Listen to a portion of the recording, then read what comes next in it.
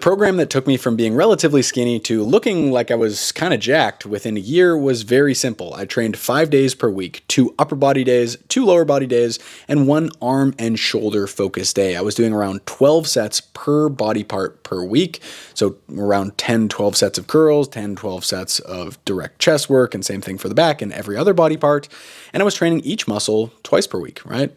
And the arms, I think, were actually getting hit 3 days a week. Same with the shoulders because they're smaller muscle groups, and I found they could recover quite a bit more quickly than something like my quads or my hamstrings. As far as exercise selection, I didn't do anything crazy. Basic squat variations, deadlift variations, leg pressing, leg extension, leg curl, rows, pull down and chin up variations, pressing variations, both with machines, dumbbells, barbells, some flies, and direct arm work, of course. And that got me some of the most noticeable gains I've ever seen in my life. And it was my first serious year of training specifically for muscle growth. And it has made the biggest impact on my physique out of anything I've done so far. That was just one of the questions I got on the Q&A post that I made. How did I get from skinny fat to jacked? What did the program look like? And I've got a few more questions I want to cover to celebrate 60,000 subscribers. So thank you all so much for being there. If we've never met before, my name is Mateo. I've lost 50 pounds now twice in my life, and I've spent the last 8 years coaching folks in person and online, helping them lose fat, build muscle, and get healthy using a simplified, no BS approach to both nutrition and training. I've got time for a couple more quick questions before we head off to the gym. So Professional asks, or he says, you deserve this and so much more on 60,000. Thanks so much, dude. Question 1, does lifting hard mean each working set is to failure, or is it okay to leave 1 or 2 reps in reserve on the first 2 sets but push the last one to failure? Is there any difference in the advice in terms of strength and hypertrophy? P.S. I love the Venn diagram you did on this. Yeah, absolutely, man. So you can definitely do 1 or 2 reps in the tank, just like I was talking about just now with certain exercises like the leg press. You're probably not going to want to go directly to failure on that. Deficit deadlifts, barbell bench press, actually failing those exercises is probably just not worth it as far as breaking down your technique, and also just summoning up the demons to actually take something like that to failure is crazy. Whereas dumbbell lateral raises, cable curls, man, I think, I don't know why you would leave a bunch of reps in the tank on that. I just don't see it as necessary. I think you get way more stimulus from just training directly to failure on those things.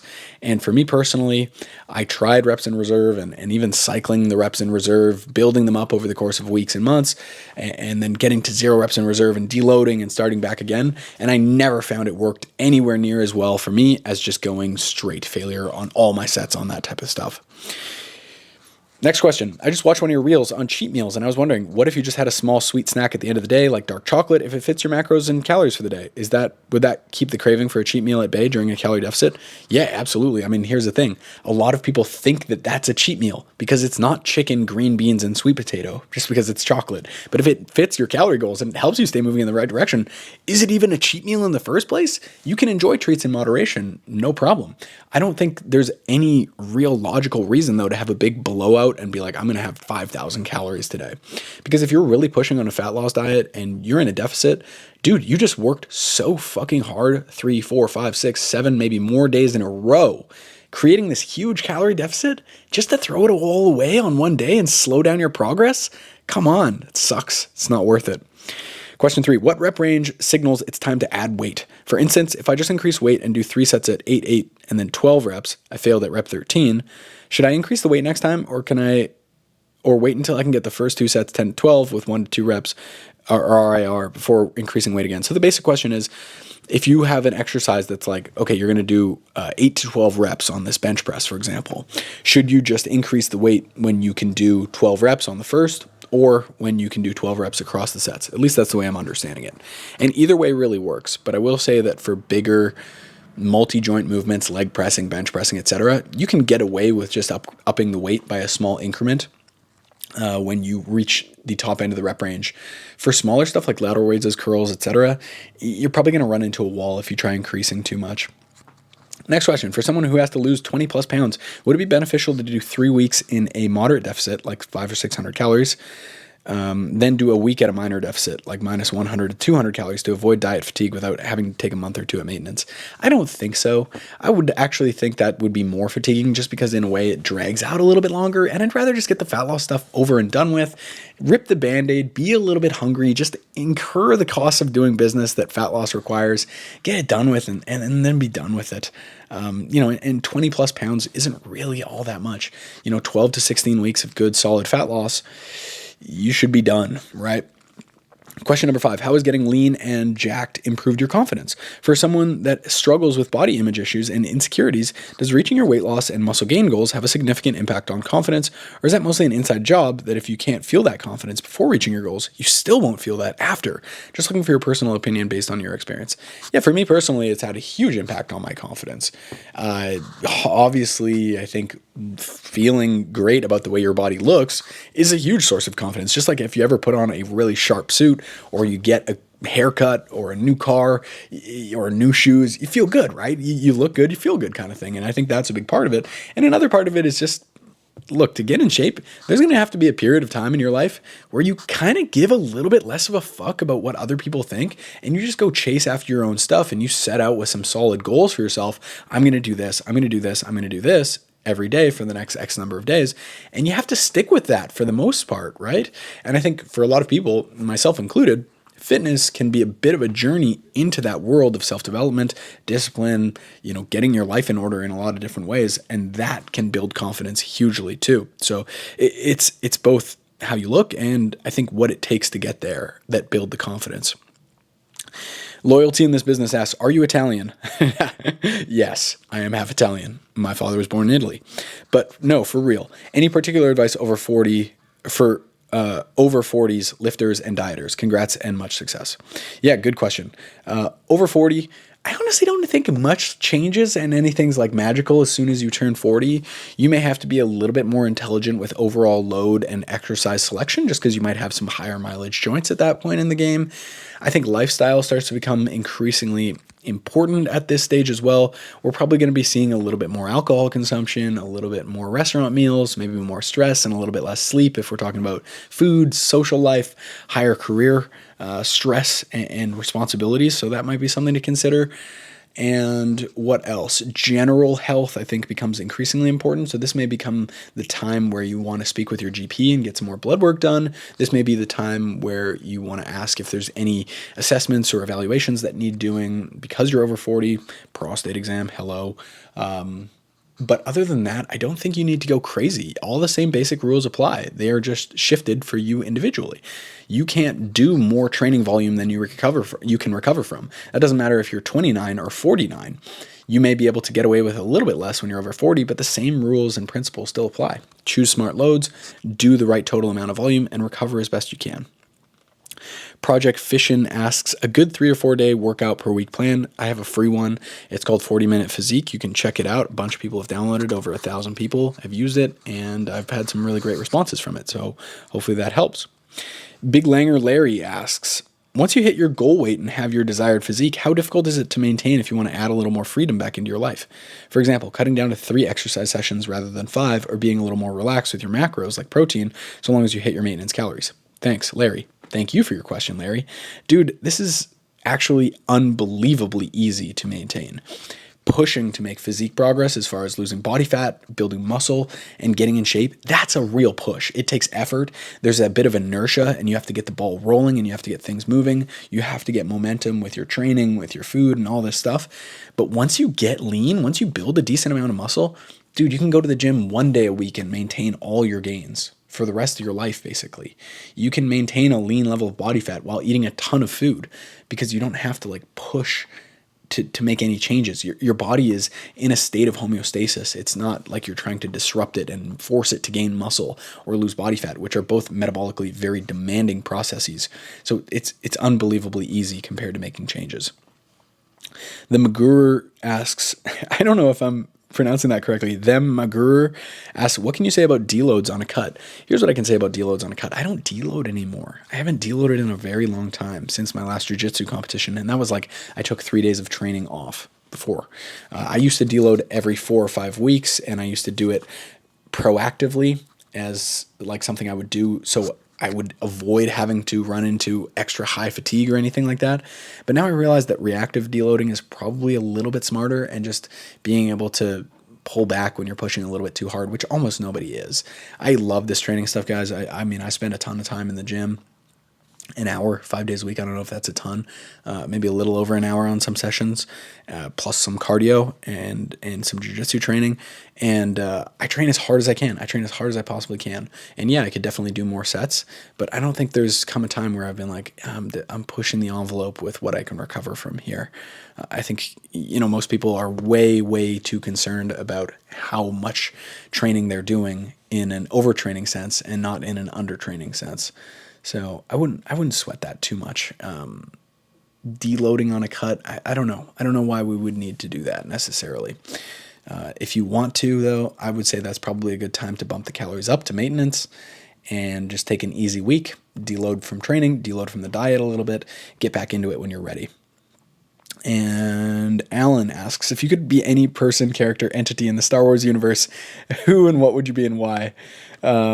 Man, I actually think Jar Jar Binks is hilarious. I think Jar Jar Binks is just a goofy, he's got a funny accent. He's got crazy natural athleticism.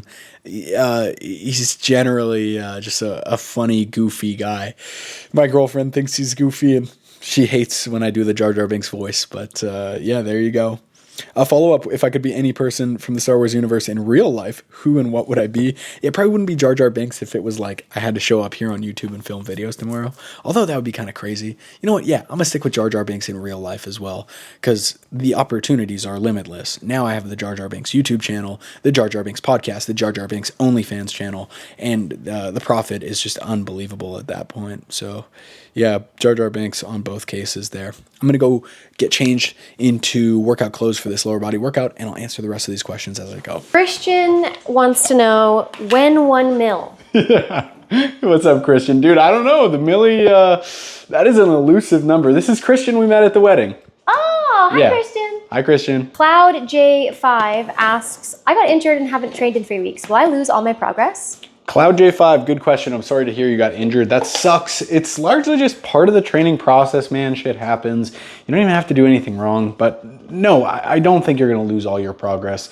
In fact, I'm going to push back and I'm going to challenge you a little bit, because I think there's probably a way that you can train that doesn't involve the body part that you hurt. I mean, even if it's your back or your neck or something like that, generally there's a way to just kind of work around things and make sure you can still get some muscle growth stimulus or some strength adaptations from your training without bothering the injury thing. But even if you were to entirely just take 3 weeks off, it's probably not the end of the world, and any gains you do lose would come back pretty quickly. J-Web Lifts asks, is there a max body fat percentage you'd stop at bulk at? Yo, J-Web, yeah, dude, great question. I don't think it's necessarily a percentage where I'd say, okay, I'm gonna cut it off when I get to 17, 18%, because there's no way to realistically know exactly where you're at.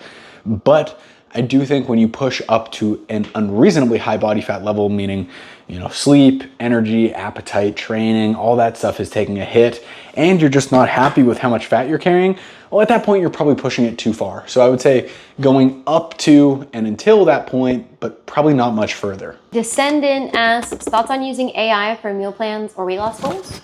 AI for meal plans and weight loss goals. Yeah, I mean, here's the thing with AI on just about every front, whether we're talking about weight loss stuff or financial advice or whatever, like the majority of the time, AI's advice is just going to be as good as the prompts you give it. So, I mean, I'm sure I could give it really bad prompts and ask for some like really egregious stuff on my training and diet plan, and it would give me a horrible guide. Like, I'm sure I could massage the answer to be terrible, but I could also give it some really good information, and it can spit out some really good stuff too. So I think the less you know about a specific topic, the more you want to rely on AI for a basic output. So if you want to get like a simple batch of recipes, cool, ask it for that. Ask it for some grocery lists, things like that, where it doesn't have to really be an expert and critically analyze all the data out there on how you should be setting up,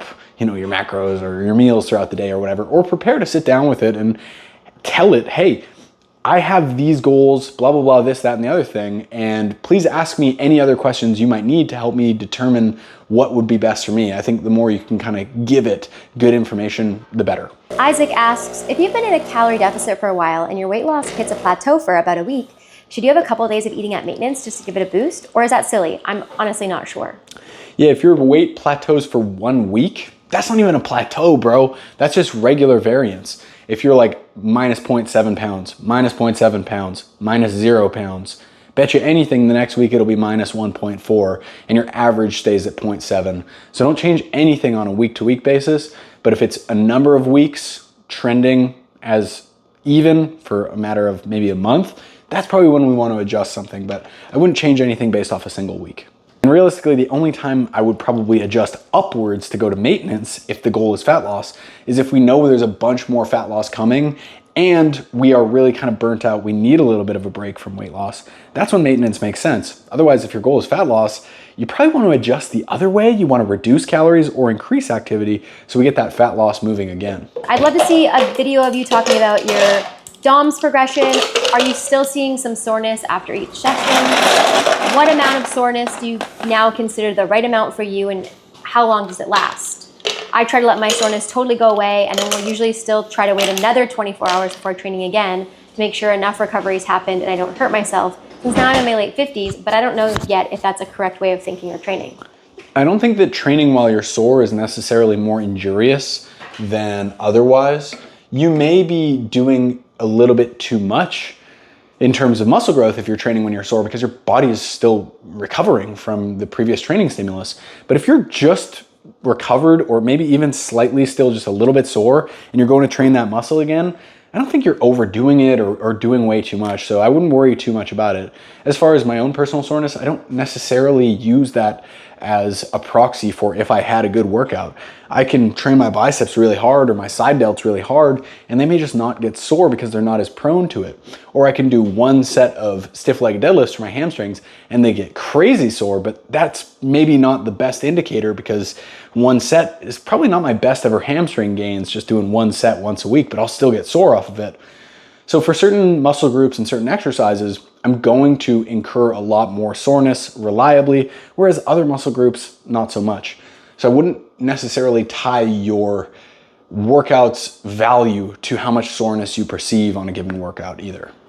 And do you think that they need to be waiting 24 hours until they're not sore at all anymore? No, like I was saying, if you're healed and you feel okay, ready to push hard in your training again, just go for it. You can even still be just slightly sore and go and have a productive workout again. 24 hours, definitely overkill. Euricio Gazzalo asks how to balance a lean bulk while running in a way that prioritizes bodybuilding. That's awesome. Well, I'll be honest, I don't know a ton about running, but I do know that the basic principles of prioritization exist here. So you're probably going to want to train on the bodybuilding stuff first in the training week and first in the training day if you are going to end up training twice in a single day. So prioritizing and putting more of your food and more of your energy towards your bodybuilding sessions is step number one.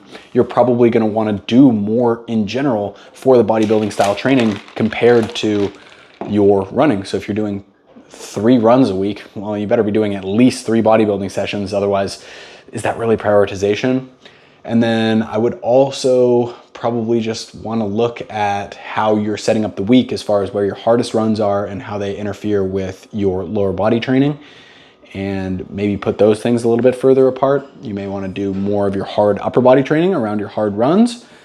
And that's about all I'm, I would say qualified to speak on with that subject as far as, running. I can't get into anything really running specific, but general athlete principles would probably dictate that's a good place to start. Advice after losing 50 pounds? I've lost now 30 and it seems to be fighting back. Is that Mojat? Yeah, Mojat. Mojat, what's up, dude? So you've lost 50 pounds and he's lost 30. He's lost 30 pounds and he wants to lose 20 more. And it's starting to fight back. Yeah, dude. At this point, your body is smaller. You're a smaller person, you burn fewer calories, and your body has started responding a little bit to that calorie deficit. So it's gonna start burning fewer calories, you're gonna start feeling hungrier, and yeah, it's gonna start pushing back. This is completely normal, and it's actually a really good sign that you're on the right track, that you've lost so much freaking weight. At this point, you are going to have to dig a little bit deeper. And that can mean one of two things. Either one, you just directly attack this shit, you drop your calories, you keep your activity high, and you keep on pushing despite the difficulties you are experiencing. And that can totally work. You're welcome to do that. And you know, it's kind of badass. If you want to go for that, go for it. The second option also requires you digging deeper, but a little bit more intelligently and a little bit less brute force. And that would be just taking a little bit of a breather right now. Take something like 2, 3, 4, up to 8 weeks, just maintaining your body weight, eating some more calories. Let your brain and your body relax a little bit. Calorie deficit is a big stress on the body. You get hungrier, you get more tired, your sleep takes a hit, your training, and just, man, like, honestly, it's kind of shitty to restrict yourself from food, you know? So if you give yourself a little bit of a breather, you will come back to normal as far as hunger, mood, and energy, and you'll feel more psychologically fired up to hit the weight loss process hard as fuck again. And then you can get back into it and push hard and lose this next 20 pounds, no problem.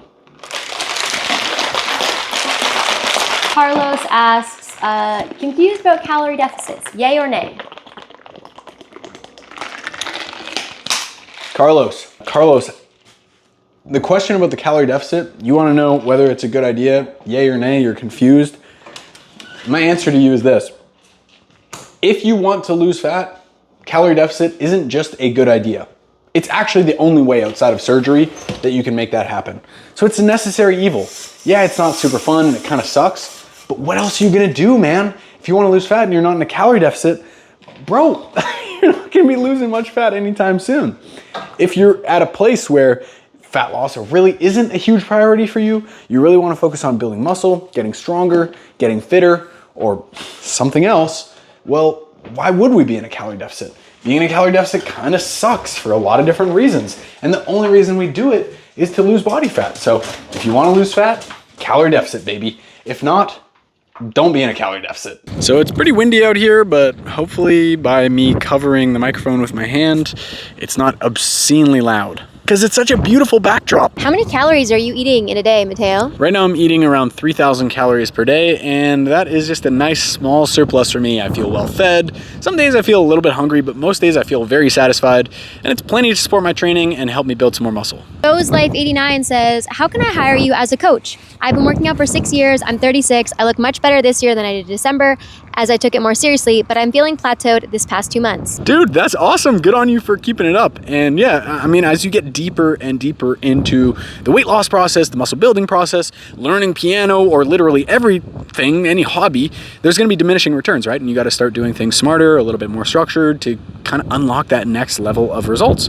And yeah, we work with folks one-on-one in a coaching program that we offer. So yeah, you can definitely hire me to be your coach. I'll design you a custom training and nutrition plan, check in on you throughout the week to make sure you're on the right track with things, answer all your questions. It's all loaded into a custom mobile app that I use, so it's super simple just to track all your progress in one place. And yeah, this is what I do for a living, man. Shoot me a message on Instagram at Mara_strength, or shoot me an email, Mateo@marastrength.com, with your name and some details, and I'll get you all the info you need.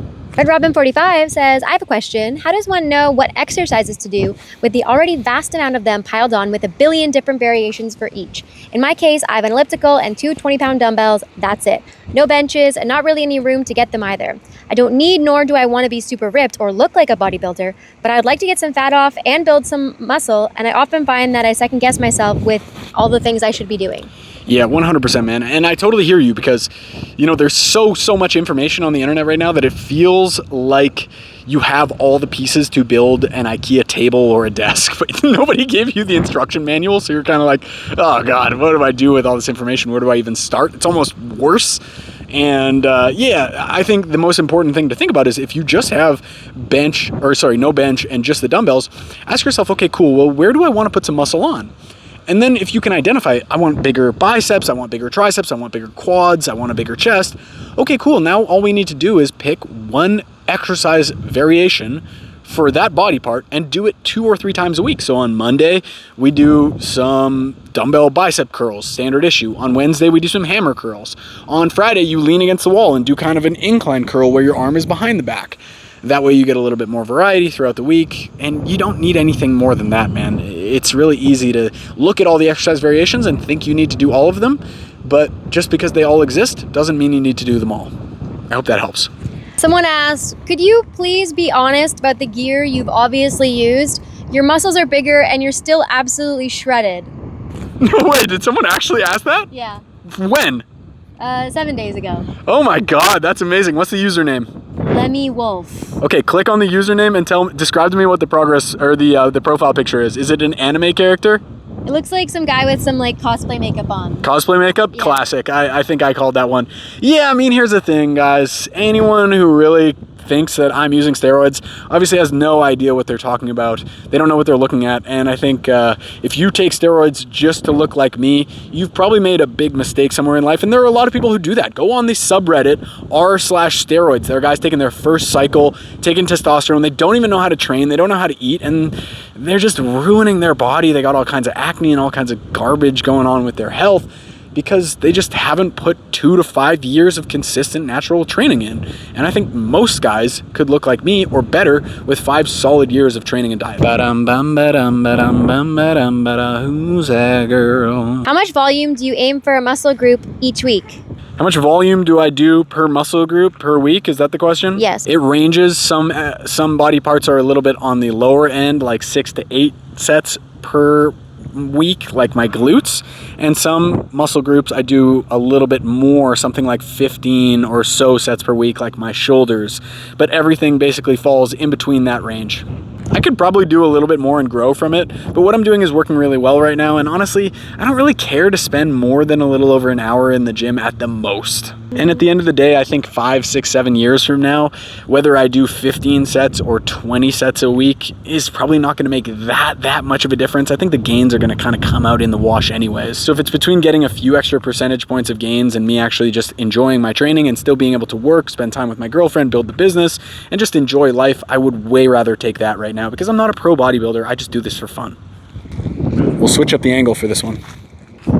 Man, would you look at this beautiful backdrop? Who else? What other fitness channel is giving you these cinematic backgrounds like this? Are you getting tired of regurgitating the same stuff over and over again, all about how you or other people look or shouldn't look or could look? Yeah, I mean, here's the thing, man. I don't get tired of it because I know that people want to make a change. So I am on a mission to give people the tools to change their body in the way they want. I know that there are a lot of people who want to lose body fat. They want to build muscle. They want to improve their body. I don't think that they should change. I think that you should just look however you want to look. If you want to be fat, cool. I'm down with that. I love fat people. You guys are fucking awesome. And I love ripped people. I love skinny people. Everyone's great. But if you want to change something about yourself, I'm going to help empower you to do that, because I have the tools to help you do so. So it's not about me wanting to make people change their body or think they should look a certain way. But if someone comes to me and tells me they want help doing that, I'm 100% going to show them how, because I have the tools. My question for you is, what is a question that you wish someone would ask you? That's a good question. Like, what's a question you feel like people aren't asking you? A question people aren't asking enough, or something I'd like to talk a little bit more about, is just what is holding you back from getting where you want to go with your body. Because a lot of the time you have all the tools and you know what needs to be done, it's just not happening. And the fact that you're even watching videos like this means that you're so much further along the spectrum or continuum of behavior change, and so much closer to being successful with all the things you want to accomplish with your body than you think. And you are literally just right on the cusp of making a huge breakthrough with things if you could only give yourself that little push to just kind of jump into the deep end and not be scared to go for it and try something new you've never tried. Maybe be a little bit hungry, push a little bit harder than you'd like to push, get outside your comfort zone and try something without knowing that it's going to work, but jumping with full faith and belief and conviction and actually giving it 100% for an extended period of time before giving up or swearing it off because it'll never work for you. I think the question that I wish someone asked, or I wish you, the viewer, would ask is, what realistically is holding me back? And here's the thing, there's no amount of YouTube comment character space where you could give me your full life story and I could give you a full and complete answer to that.